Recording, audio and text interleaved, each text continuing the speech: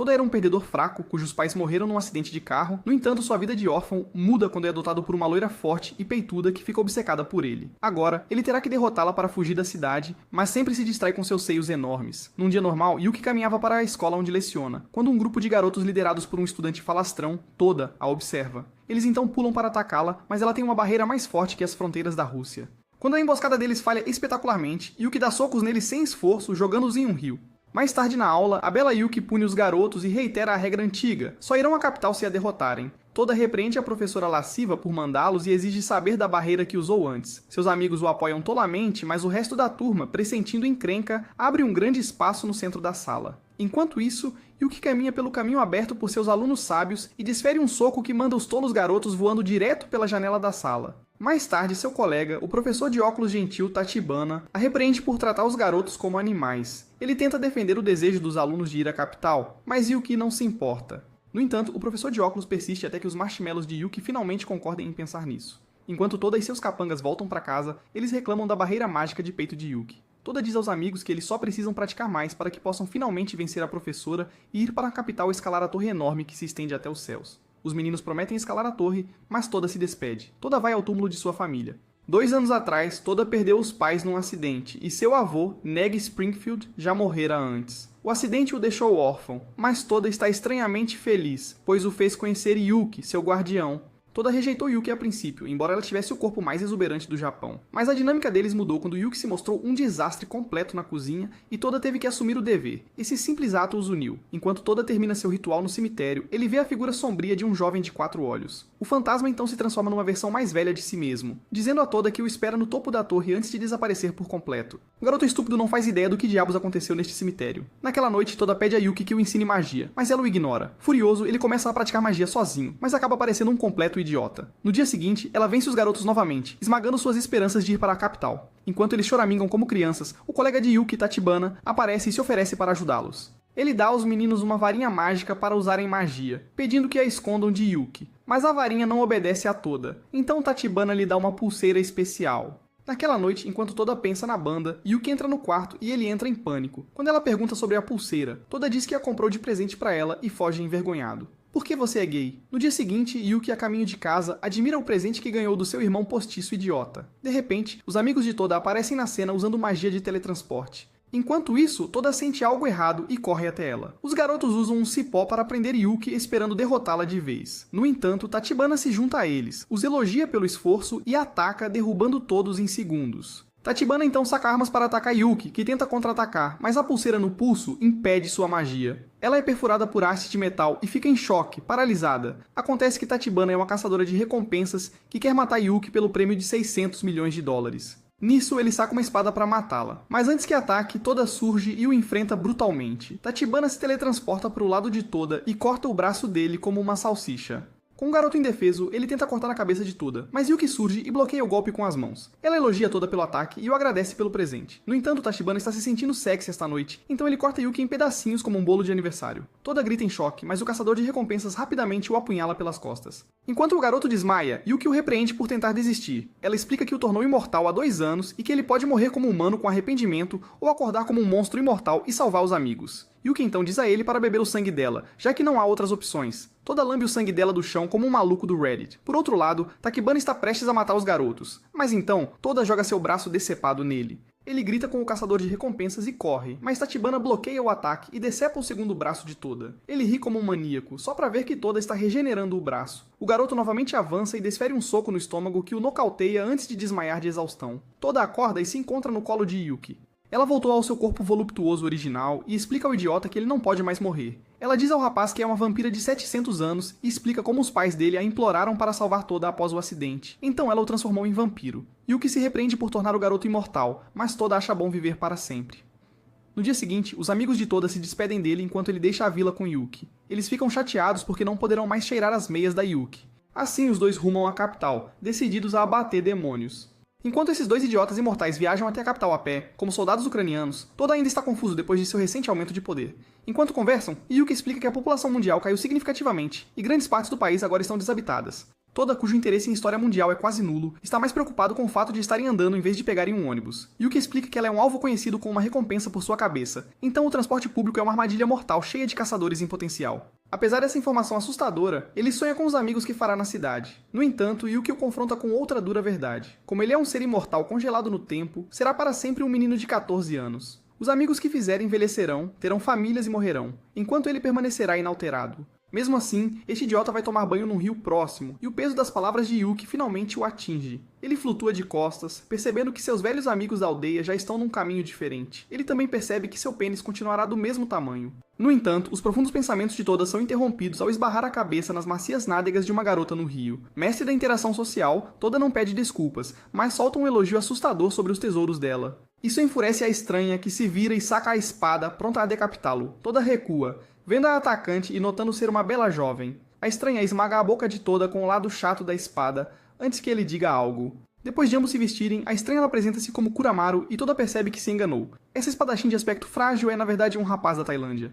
Mais tarde, Toda apresenta-se e explica seu objetivo de chegar à torre. O interesse de Kuramaru é imediatamente despertado, pois ele revela que acabou de vir de lá. Ao ouvir isso, Toda fica muito feliz e pergunta a Lady Boy como chegar à torre. No entanto, Kuramaru explica que foi expulso de sua família super rica por ser um fracote. Então, para voltar para casa, ele deve derrotar um vampiro notório conhecido como o Evangelho Negro. Ao descrever a ameaça de 700 anos, Toda sente um pavor crescente. Então, Kuramaru nota que Toda não reflete no vidro, igual a cena boba de Crepúsculo, e bem na hora, Yuki os encontra com seus bongs. Kuramaru ataca Yuki sem hesitar, mas ela para a espada com um dedo, zombando-o por ser de uma família de caçadores de monstros. O ar se enche de silêncio constrangedor e Toda tenta acalmar a situação. No entanto, Kuramaru declara que sua família caça monstros como ela, e se prepara para uma técnica poderosa. Infelizmente, Yuki o apunhala no peito com a mão nua, como um peito de frango. Toda fica horrorizado, pensando que ela acabou de matar seu potencial novo amigo. Mas, para seu choque, o ferimento de Kuramaru cura instantaneamente. Ambos os imortais idiotas ficam chocados ao ver isso, pois este garoto é um imortal como eles. Toda tenta vê-lo, mas Kuramaru acorda e o soca. Ele desafia Yuki de novo para um duelo, mas a loira sedutora diz ao Ladyboy para derrotar Toda primeiro se quiser enfrentá-la. Kuramaru aceita o desafio e Toda, vendo a dor da rejeição nos olhos do rival, também aceita a luta. Imediatamente, Kuramaru ataca com velocidade cegante, mas Toda desvia de cada golpe. Então Toda impõe uma condição. O vencedor faz o perdedor fazer o que quiser. Enquanto os dois se envolvem numa intensa briga, ambos desferem golpes impressionantes e ganham um aceno de Yukihime.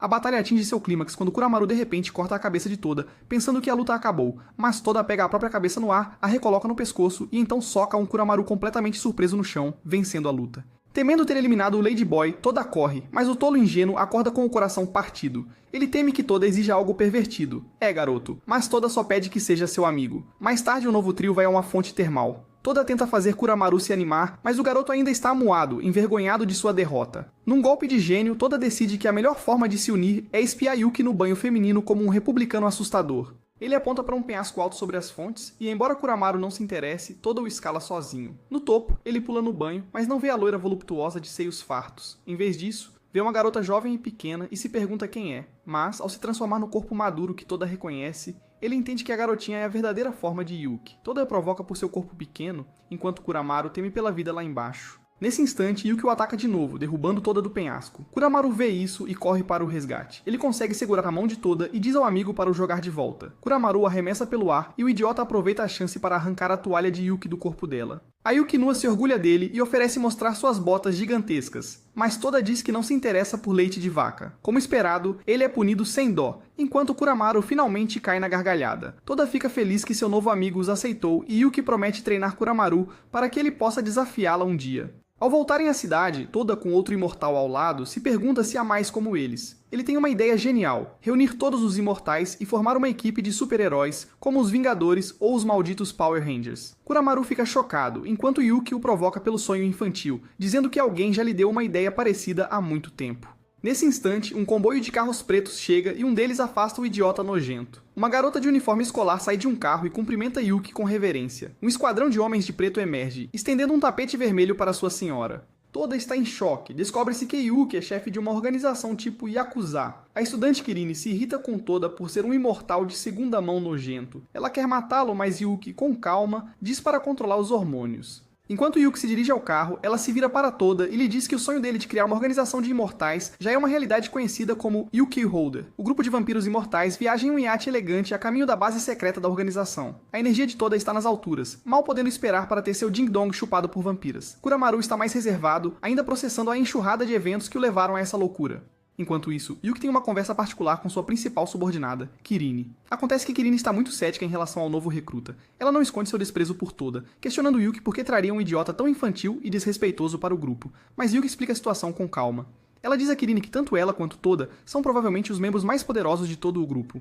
Quando o fim do mundo finalmente bater a porta, os dois podem ser os únicos a sobreviver. Portanto, aprender a engolir o pinto do Toda é uma necessidade. Assim que chega uma enorme base na ilha, Toda e Kuramaru são recebidos por uma visão surreal. O lugar é um paraíso de alta tecnologia. Homens de terno preto cumprimentam Yuki com a reverência normalmente reservada para uma deusa. Os dois meninos ficam maravilhados com a cena e se perguntam o que está acontecendo. Outros dois membros, um homem com um avental de açougueiro e óculos chamado Gengoro, e outro membro de aparência estúpida chamado Iko, os mostram o lugar e explicam o básico. Eles os avisam que a Uki Holder é formada por imortais, seres mágicos, ciborgues, monstros e tudo o que há no meio. Claro, os garotos mal podem esperar para se juntar a essa estranha família de desajustados. Mas é claro, as coisas não são tão simples. Antes de se tornarem membros oficiais, eles precisam passar num teste. A prova é direta. Cada um deles tem que acertar pelo menos um golpe em seu oponente designado em 7 dias. Karin se oferece logo para lutar com Toda, claramente ansiosa por dar uma lição ao pirralho. Por outro lado, Gengoro concorda em enfrentar Kuramaru. Toda logo avança contra Karin para atacar, mas ela o desvia facilmente e esmaga sua cabeça estúpida com seu martelo enorme, enquanto ele jaz como um acompanhante pago num quarto de hotel em Vegas. Vendo isso, Kuramaru hesita em lutar, mas quando ele finalmente ataca Gengoro de espada, não acerta um golpe sequer. Depois os dois se sentam para relaxar. Exaustos e frustrados, se perguntam como acertar oponentes de outra liga. É quando avistam uma criada, Tuna, lutando com sacos de lixo. Depois que ela tropeça, os dois correm para ajudá-la, esperando dormir com a bunda fedida dela. Tuna explica que é só uma humana comum trabalhando na pousada da sede. Vendo uma chance de clarear a mente, Toda e Kuramaru se oferecem para ajudá-la com as tarefas. Enquanto carrega caixas para um depósito, Toda de repente ouve uma voz misteriosa, o guiando. Ele a segue por uma longa escadaria que leva a uma enorme caverna escondida com um estranho edifício dentro. Ele e Kuramaru vão até lá, onde encontram um ruivo desleixado, mais bêbado que Jack Sparrow. Esse bêbado é Jinbei Shishido, o segundo mais poderoso da Yuki Holder, depois da própria Yuki. Jinbei aponta uma espada enorme num cubo de pedra e pede a Toda para puxar. A princípio o idiota recusa, achando meio suspeito, mas Jinbei o provoca. Um homem de verdade precisa de arma para ser legal. Ouvindo isso, Toda tenta e logo vê que é impossível mover. Enquanto Jinbei explica a história da espada, Toda ouve a voz misteriosa de novo, mandando-o ligar um interruptor na espada. Assim que ele o faz, a espada desliza da pedra sem esforço. Jinbei fica chocado, mas a surpresa maior é a espada começar a falar. Apresentando-se como Kurobo, ela se declara parceira de Toda. Jinbei, que claramente esperava isso, explica que a espada permite ao portador controlar seu peso, tornando-a uma arma incrivelmente mortal. Ele demonstra devolvendo-a a Toda, que imediatamente a deixa cair quando seu peso esmaga sua mão, deixando um buraco gigante no chão. Jinbei diz a eles que se quiserem passar no teste, precisarão treinar duro aqui mesmo. Os próximos 7 dias são um borrão de treinamento intenso e trabalho braçal. Toda e Kuromaru passam seus dias na masmorra, aprimorando suas habilidades e usando seu tempo livre, ajudando Tuna nas tarefas ao redor da pousada. Jinbei ocasionalmente informa Yuki sobre seus novos recrutas, que não parecem nada impressionados. Quando o último dia do teste chega, eles saem da masmorra como uns bobos desanimados, prontos para a revanche. A luta começa com Kuramaru contra Gengoro. Ele elogia a melhora de Kuramaru, mas nota que seus ataques ainda são muito previsíveis. A luta é unilateral, com Gengoro desviando e bloqueando cada movimento sem esforço. A situação parece difícil até que Kuramaru, lembrando o estilo de luta imprudente de Toda, cria um plano desesperado. Ele deixa o braço exposto para um ataque. Gengoro o decepa, mas Kuramaru, com o braço decepado, pega outra espada e apunhala Gengoro pelas costas. Funciona perfeitamente, ele conseguiu um acerto e oficialmente passou no teste. No outro lado da base, Toda confronta Karin. Armado com Kurobu, ele é uma ameaça bem maior agora. Ele usa ataques estilo anime incrivelmente estúpidos e consegue manter a garota de cabelo azul à distância. Enquanto lutam, Toda manipula o peso da espada e a faz tropeçar. Ele ia dar o golpe final quando ouve Tuna gritar por perto. Tuna está sendo atacada por monstros gigantes que surgiram do nada. Quando Toda ia resgatar a pequena serva, Karin o impede, dizendo para esperar o momento certo. Ela distrai os monstros, afastando-os de Tuna. Enquanto isso, Toda leva a serva a salvo, onde Kuramaru e Gengoro surgem. Toda volta à luta, aumenta o peso da espada e atinge os monstros como meteoro, aniquilando-os no impacto. Nisso, Yuki surge com caixas de leite e os parabeniza, a ele e Karin. Ela diz que o tempo do teste acabou, e Toda implora por mais 5 minutos para acabar a luta. A oferta é recusada, mas por lutar heroicamente contra os monstros, Toda foi oficialmente aprovado. Com o julgamento feito, Yuki revela que os monstros provavelmente escaparam do nível inferior da instalação por um buraco que abriram. Ela então dá aos 2 miúdos burros a sua primeira missão oficial, descer a masmorra e eliminar o resto dos monstros que fugiram. Yuki abre um buraco no chão e os envia para a escuridão abaixo, onde eles ficam cara a cara com os horrores que os aguardam. No dia seguinte, Yuki, a gigante, chama toda Ikuramaru ao escritório e lhes dá a primeira missão real, uma tarefa fácil para iniciantes estúpidos e nojentos. Os garotos devem acompanhar Karin até uma cidade humana e proteger um orfanato na favela. Inicialmente, Karin recusa a missão, mas, esperando conseguir dicas de caixas de leite da Yuki, ela aceita. Naturalmente, Toda presume que essa tarefa fácil significa que ele poderá relaxar no carro. Mais tarde, preparando-se para a missão, ele diz orgulhoso à criada Tuna que vai abrir as pernas dela ao voltar dos cortiços. A previsão de Toda está erradíssima, e pouco depois, Karin os faz correr a pé o caminho todo. Enquanto os garotos reclamam da falta de fôlego, Karin explica a dura realidade do mundo deles. Por trás da fachada brilhante e tecnológica da capital, esconde-se uma imensa sombra de pobreza. As favelas estão cheias de pessoas que ficaram para trás. E pior, há facções ricas que querem exterminar essas pessoas e apagar os pobres do mapa. Karin explica que este é o real propósito da UK Holder. Não só um clube de imortais, mas uma força que defende os oprimidos dos poderosos e corruptos. Toda tenta elogiar Karin por seus esforços, mas ela rapidamente esmaga a cabeça dele por ser um filho feio de uma pêssega. Correndo pela floresta, Karin explica que o perigo está no penhasco, então Toda heroicamente salta lá para baixo. Ele só assusta as crianças do orfanato enquanto os homens de preto caem pelo impacto de Toda. Após aquele início brilhante, a equipa decide usar braço de ferro para decidir quem faz as tarefas. Toda, o perdedor burro que é, perde todas as partidas e é logo encarregado da cozinha. Chateado, mas resignado ao seu destino, ele prepara uma refeição para todos, e para choque deles, o sabor é incrível. Todos se impressionam com sua culinária e até Karin admite o talento do garoto. Então, todos querem que esse farejador de geleia cozinhe para eles, o que irrita Toda demais. Karin sorri, mas diz a Toda para aprender o Flash Step e vencer na queda de braço. Mais tarde, a freira do local tem uma conversa séria com Karin e Kuramaru. Ela explica, toda medrosa, que bandidos locais aparecem à noite, ameaçando expulsá-los de casa. Ao ouvir sobre a luta diária e o medo com que essas pessoas vivem, o travesti cabeça dura Koromaru se convence de que é o caminho certo, reforçando sua determinação em ajudá-las. Enquanto isso, Toda vai para um grande espaço aberto para começar seu treino, que consiste principalmente em correr como uma galinha sem cabeça até acordar um soldado musculoso. O cara está irritado com o show de comédia ruim que o Toda está apresentando e de repente o ataca. Ele diz ao idiota que sua forma está toda errada e prossegue para demonstrar como é um verdadeiro Flash Step. Enquanto Toda fica furioso com ele, o homem se apresenta como Kido. Ele demonstra suas habilidades movendo-se tão rápido que parece que está sendo teleportado por Elon Musk. Kido diz que é um artista marcial errante, mas ele se surpreende ao saber que Toda começou agora, pois levou 10 anos para dominar a técnica. Kido mostra a Toda um diagrama explicando que agilidade e flexibilidade são a chave da vitória, mas o idiota não entende. Intrigado com seu potencial, Kido promete torná-lo seu aluno. Naquela noite, Toda inicia seu bizarro treinamento cozinhando e comendo com os pés. As meninas do orfanato riem dessa dedicação, enquanto os homens de preto comem como selvagens famintos em O Senhor dos Anéis. Durante o treino, Kido diz ao menino que deve deixar sua perna ainda mais forte, então Toda começa a fazer todas as tarefas usando apenas os pés. Sua dedicação inspira até um garoto da favela, Rookie, a praticar com ele. Enquanto isso, Kido encontra seus 2 colegas suspeitos, seu chefe cego, Nagumo, e um homem de aspecto pervertido, Chao. Após virar lobisomem, fica claro que são caçadores imortais enviados para exterminar as favelas. O ataque deles é rápido e brutal. Os guardas da UK Holder são exterminados por marionetes grotescas. Ao mesmo tempo, Karin toma banho exibindo seus seios deliciosos, suculentos e fantásticos. A freira de guarda lá fora lhe faz companhia, enquanto as duas falam de política americana. Nesse momento, um portal se abre no chão e Chao a embosca. Ela bloqueia o ataque imediatamente com uma barreira. Chao a provoca, impressionado por ela não ter caído em seu ataque furtivo. Os dois se envolvem numa batalha acalorada, e logo ele atinge o pescoço de Karin, mas sua pele se recusa a ser cortada. Enquanto a garota fica confusa, Chao começa a contar uma história. Muitos anos atrás, caçadores de bruxas tentaram queimar uma garotinha, mas ela não morria de jeito nenhum. Não importa o que fizessem, ela sentia dor, mas não sangrava. Chamavam-na de Santa de Aço e um dia outra garota surgiu e a levou. Ao torcer a adaga no corpo de Karin, Chao revela que sabe a verdade. Ela é aquela santa.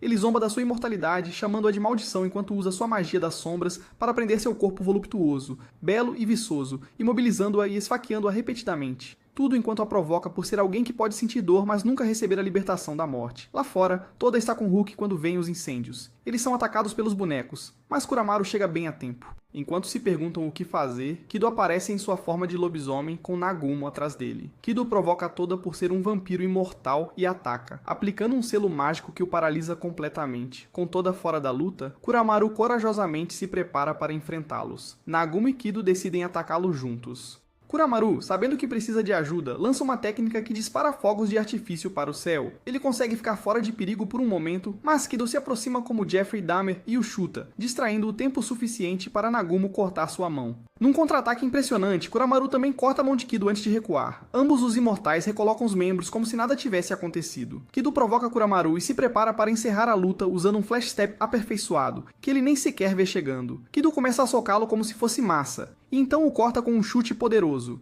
Com isso, o corpo partido de Kuramaru cai na frente do indefeso Toda. Como se não bastasse, Kaido pega duas grandes placas de metal e as usa para prender as metades ainda vivas de Kuramaru ao chão, deixando-o completamente derrotado, espancado e temendo que seu destino estivesse selado. A situação parece sombria. Toda está paralisado por um selo mágico, e Kuramaru foi fatiado ao meio e preso ao chão. Quando o lobisomem Kaido ia dar o golpe final com gelo, o pequeno novato da favela, que tem mais coragem que juízo, pula à frente do horrorizado Kuramaru para protegê-lo. Enquanto isso, o pervertido Chell ainda se deleita incomodando Karin. Ele a lembra de seu passado como a Santa de Aço, uma garota que sentia toda a dor, mas amaldiçoada a nunca morrer ou sangrar. Ele torce sua adaga dentro dela, extasiado por enfrentar alguém que pode suportar tanto como um Jerry Seinfeld maligno. Kel lhe diz que está ali apenas para atrasá-la, desfrutando cada segundo de seu sofrimento. Para ser mais bizarro, ele lambe as bochechas de Karin como um dálmata. Hulk desafia os caçadores imortais, gritando que os impedirá de destruir seu lar. Mas Kaido dupla o ataque com um só dedo, e agarra o miúdo sem esforço. O novato pergunta por que o querem matar, e o chefe cego, Nagumo, explica a dura verdade. Foram pagos pelos ricos que vivem no topo da Trump Tower. Não é malícia pessoal. É só negócio na terra dos bravos. A terra não é dos favelados, e mercenários foram contratados para o serviço sujo. Farto da diarreia verbal, Kaido se prepara para matar o novato, mas esta é a gota d'água para Kuramaru. Com uma onda de pura força de vontade, ele se solta das amarras, e mesmo com o corpo ainda dilacerado, atira-se para a frente, protegendo o novato do golpe iminente de Kaido. Quando toda a esperança parecia perdida, Toda que jazia no chão como um saco de batatas, de repente se ergue. O selo mágico sumiu, e seus braços estão agora cobertos por uma manopla escura e de aspecto horrendo, irradiando uma aura estranha. Ele de alguma forma absorveu o selo, e nem ele tem ideia de como isso aconteceu. Seus inimigos percebem que ele é bem mais poderoso do que pensavam, e ficam secretamente impressionados. Kyo, ainda imerso em seu monólogo doentio, de repente recebe uma surra divina. Após tortura incessante, Karin revela a verdade de sua imortalidade. Não é maldição, mas uma bênção divina de amor. Sem outra opção, ela usa uma de suas formas mais fortes. Ela se eleva no ar, envolta por uma luz ofuscante que apaga as sombras ao redor. Então, ela desfere um punho sagrado, seguido por uma tempestade de chutes e socos rápidos que derrubam o pervertido no chão, como o nojento Toda do outro lado da cidade. Por outro lado, Toda enfrenta seu antigo professor. Kuramaru pergunta do seu novo visual, mas Toda só sabe que é incrivelmente poderoso. Kaido é louco por lutas, e o novo poder de Toda só o empolga mais. Sem perder um segundo, Toda avança e os derruba com um golpe. Kaido avança em seguida, mas Toda usa seus novos poderes para desviar, contra-atacar e trocar golpes com o lobisomem. Nesse instante, Karin surge, pronta para lidar com o mais forte Nagumo. Vendo isso, Kaido leva a luta a sério e volta à sua forma original. Toda pergunta por que ele bate em crianças, e Kaido admite casualmente ser o Mike Tyson japonês. Não importa quem ou porquê, desde que enfrente oponentes fortes. Com isso, eles recomeçam, ambos se movendo e atacando a velocidades que a maioria nem veria. Ambos são mestres do passo relâmpago agora, e a luta toda parece irreal. Após testemunhar a nova força de Toda, Kaido até oferece torná-lo seu verdadeiro aluno, mas Toda recusa imediatamente. Em resposta, Kaido faz um movimento audacioso, lançando um julgamento fulminante. Ele usa o passo relâmpago para quebrar a barreira do som, atingindo o peito de Toda e arrancando seu coração, que ele esmaga na mão. Assim que Kaido começa a lançar um feitiço de selamento para acabar com isso de vez, enormes asas negras explodem das costas de Toda. Seu corpo começa a juntar os pedaços estilhaçados de seu coração, enquanto libera uma onda massiva de energia sombria. Nagumo explica a Karin que essa é uma magia incrivelmente poderosa e rara, chamada magia Erebeia. O usuário arrisca a perda completa de sua alma. Só duas pessoas no mundo o possuem, a Evangelista das Trevas, Yuki, que falhou em dominá-lo, e sua discípula Neg Springfield, que manejou sua forma completa. Nagumo teme que um terceiro usuário possa abalar o equilíbrio mundial. Agora completamente dominado pelo poder, Toda se lança contra Kaido com força brutal e desenfreada. Ele o arremessa contra um prédio, depois avança com uma saraivada de ataques que assusta até Nagumo. Ele tenta ir salvar o amigo, mas Karin o impede com sua espada como uma Caitlyn Jenner. Quando Toda ia dar o golpe final em Kaido, ele de repente hesita, lutando para se controlar. Após um momento, a aura sombria explode dele, deixando-o gravemente ferido e exausto. Kaido, abatido pelo ataque, cura-se das feridas de lobisomem e admite a derrota, pedindo a Toda que o mate. Mas essa fuinha se recusa a aceitar a vitória, dizendo que não era ele quem estava realmente lutando. Então, eles decidem resolver tudo com queda de braço. Na luta, Kaido, ao se esforçar, vê Toda chorando. O menino o repreende, questionando como tanto poder poderia ser usado para o mal.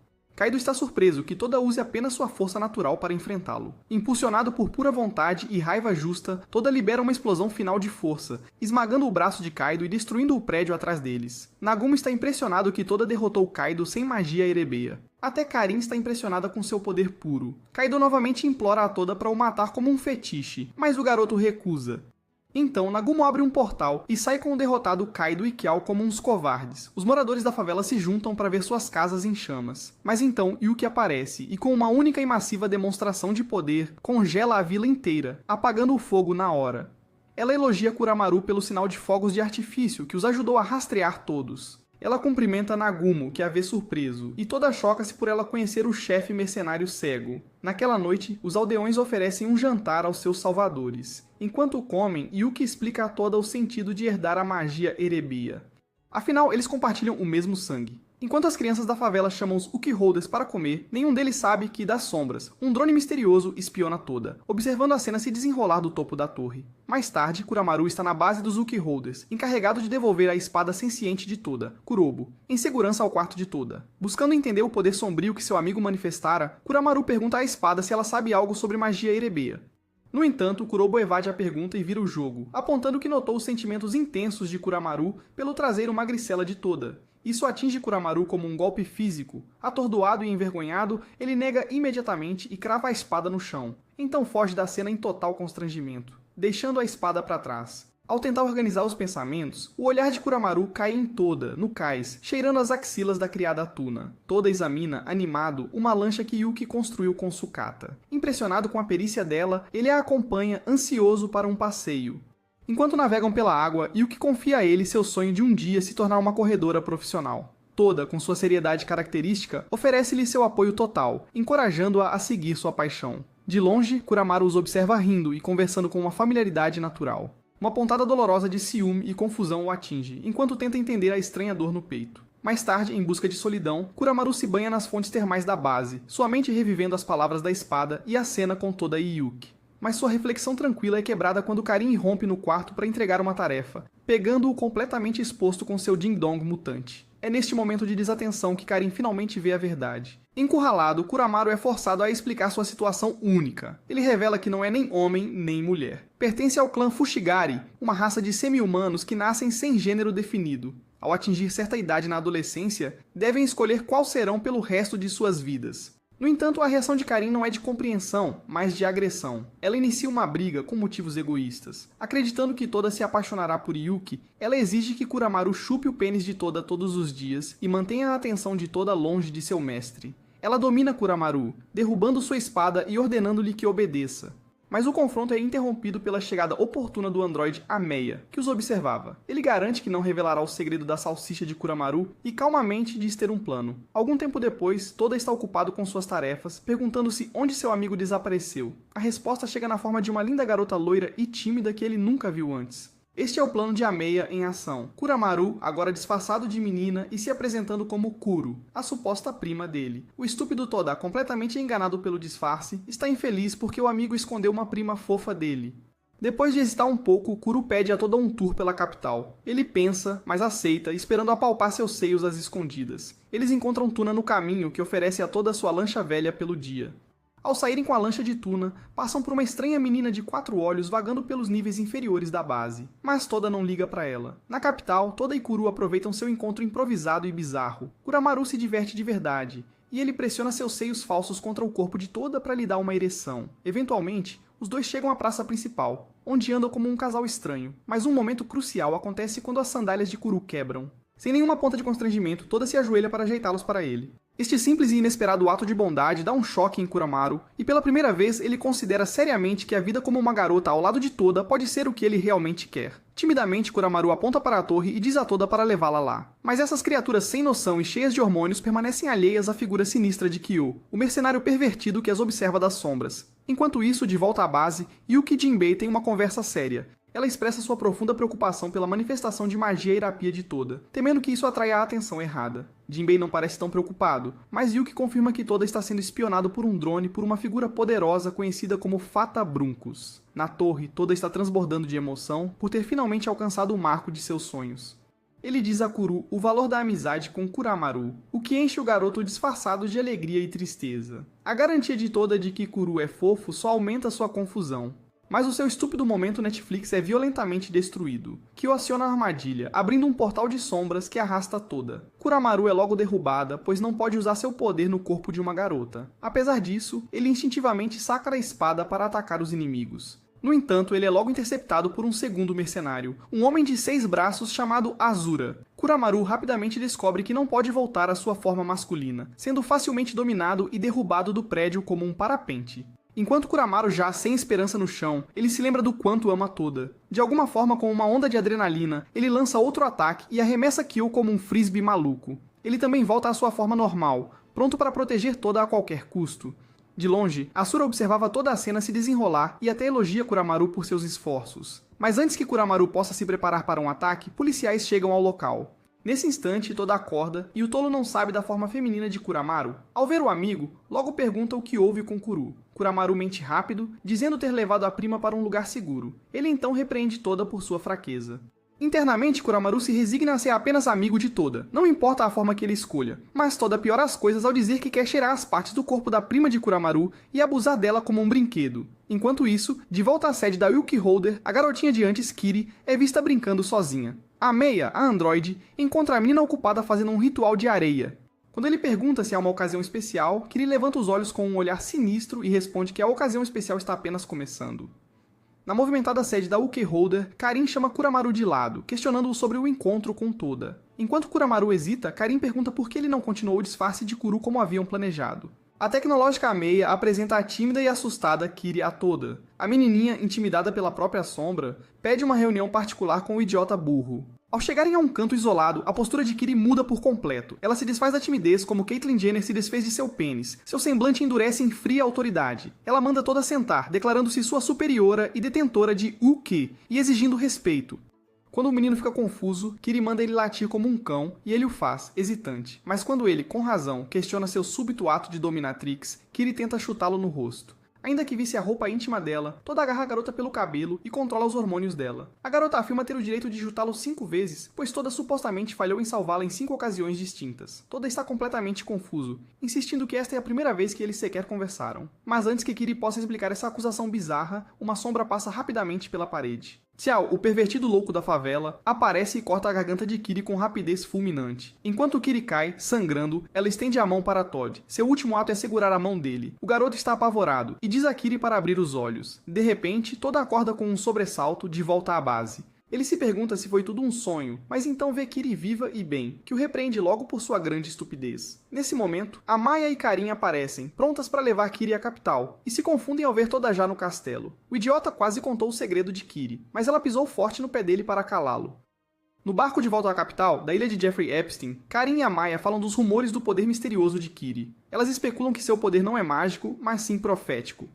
Por outro lado, Toda tem a mesma pergunta, e Kiri explica, hesitante, como sua habilidade funciona. É um poder chamado Salvar e Reiniciar. Ao realizar um ritual com areia, ela pode criar um ponto de salvamento como num jogo de Vice City. Sempre que Kiri morre, o tempo retrocede e ela volta ao ponto exato. E se estiver segurando a mão de alguém na morte, pode trazer a alma de volta. Ela diz ao idiota incompetente que já morreu 5 vezes porque ele falhava em pegar sua mão. Ela informa a Toda que ele é crucial para o futuro, por isso foi a extremos para avisar seu traseiro enrugado. Ao chegar à capital, eles voltam ao exato mesmo beco. Kiri tenta de novo explicar a situação, mas desta vez, Toda está preparado. Quando Xiao surge das sombras para renovar o ataque, Toda reage instantaneamente. Ele intercepta o golpe e, usando Kurobo, aumenta o peso de sua espada a um nível esmagador. Antes que Tiao possa reagir, Toda lança o capanga voando para o horizonte como um OVNI. Com a ameaça imediata afastada, Kiri finalmente conta a toda a terrível história do vilão em suas vidas. A razão para o ciclo da morte é um homem chamado Fate Avrunkis. Na linha do tempo original, Kiri testemunhou Fate capturar Toda sem esforço e o escravizar. Ela assistiu horrorizada enquanto Fate fez picadinho de Amaya, partindo-o ao meio com um chute e enviou Karin para a lua com um único soco. Depois que Koromaru foi esmagado como uma barata, Fate chutou Toda em milhões de pedaços. Assim que ele ia solidificá-la, Kiri se matou, acionando o reset e reiniciando o ciclo para salvar todos os amigos. Ouvindo a história, Toda ficou chocado, se perguntando por que esse poderoso destino o perseguiria. Mas a conversa é interrompida por Amaya e Karin, que ouviram tudo. Agora, entendendo a natureza da habilidade de Kiri, Toda tenta revelar seus poderes, mas a garota o impede. Amaya explica ao idiota incompetente que tais poderes são secretos por um motivo. Em mãos erradas, Kiri poderia ser usada como arma, exterminada repetidamente para retroceder o tempo em benefício de outrem. Toda finalmente entende a situação e assegura a Kiri que ele e seus amigos jamais se aproveitariam dela. Embora a garotinha se sinta cética, Amaya, Karin e Koromaru todos garantem a Kiri sua segurança. Isso lhe dá uma nova confiança em seus colegas, mas ela ainda soca Toda na cabeça como um ato de amor. Com a verdade exposta,